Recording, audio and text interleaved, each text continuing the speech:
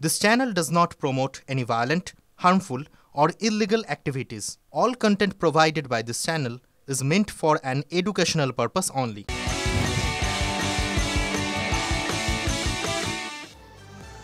নমস্কার, ৮টায় ৮ reporter exclusive নিয়ে রয়েছি আমি রনিপা। প্রথমেই নজর রাখবো সমস্ত গুরুত্বপূর্ণ খবরে এবং প্রথমেই খবর যেটা থাকবে তা হবে কালকের বৈঠকের খবর। কারণ কালীঘাটের UEM Jaipur is a perfect target for prospective students aspiring for good jobs, good education with future-ready skills.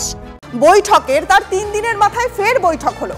নবান্নে মুখ্য সচিব এবং জুনিয়র ডাক্তারদের বৈঠকে মিলল না রফাসূত্র। বৈঠক হতাশাজনক দাবি করলেন আন্দোলনকারীরা। যা আলোচনা হয়েছে তার প্রতিফলন মিনিটসে নেই। কেন লাইভ স্ট্রিমিং চেয়েছিলাম তা প্রমাণ হলো। কিছুটা হলেও ভরসা হারিয়েছি দাবি করছেন আন্দোলনকারীরা। মিনিটসে সই না করেই নবান্ন ছাড়েন জুনিয়র ডাক্তাররা।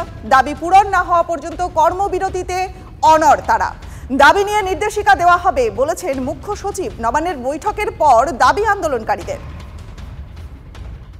আলোচনা অনেক হয়েছিল, কিন্তু যখন যে জায়গাটা থেকে সমস্যার সৃষ্টি হলো সেটা হলো যখন আমরা চাইলাম যে আলোচনা হলো তার একটা মিনিটস আপনারা আমাদেরকে দিন, মিনিটস যা আলোচনা হলো তার জায়গা দিন। কিন্তু দেখা গেল সেই জায়গায় চিফ সেক্রেটারি স্যার জানালেন যে তিনি এগুলো দিতে পারবেন না।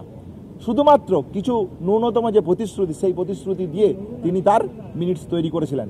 তিনি বলেছেন আমরা তাদের রাজি হয়নি, আমরা বেরিয়ে এসেছি। আমাদের যেভাবে কর্মবিরতি এবং অবস্থান বিক্ষোভ চলছিল সেইভাবেই চলবে।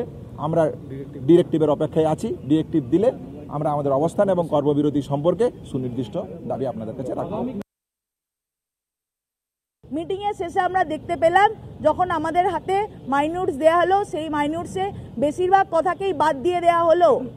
এই জন্যই আমরা প্রথম দিন থেকে মাননীয় মুখ্যমন্ত্রীর সঙ্গে আলোচনায় বসতে চাইলেও আজকের আলোচনা নিয়ে আমরা অত্যন্ত হতাশাজনক। এই জন্যই প্রথম দিন থেকে আমরা স্বচ্ছতার দাবি জানিয়ে এসেছি। আমাদের স্বচ্ছতার দাবির যে ন্যায্যতা, যে যথার্থতা আমরা করে এসেছি তা আজকের মিটিংয়ের যে ফলপ্রসূতা তার থেকে পরিষ্কার যে কেন আমরা স্বচ্ছতার দাবিটা বারংবার জানাতে এসেছি।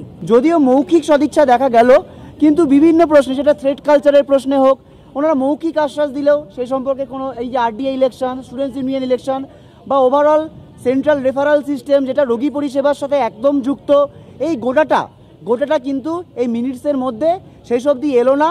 এবং তার ফলে কি হলো, এত দীর্ঘ বৈঠকের ফলে দুপক্ষে সাইন করা কোনো মিনিটস কিন্তু আমরা পেলাম না।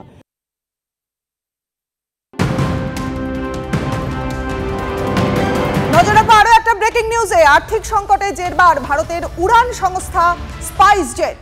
এপ্রিল 2020 থেকে আগস্ট 2023 পর্যন্ত কর্মীদের প্রভিডেন্ট ফান্ডের টাকা জমা দেয়নি স্পাইসজেট, যার মোট পরিমাণ 135.3 কোটি টাকা। সূত্রের খবর 220 কোটি টাকা ডিডিএস জমা দেয়নি ওই বিমান সংস্থা।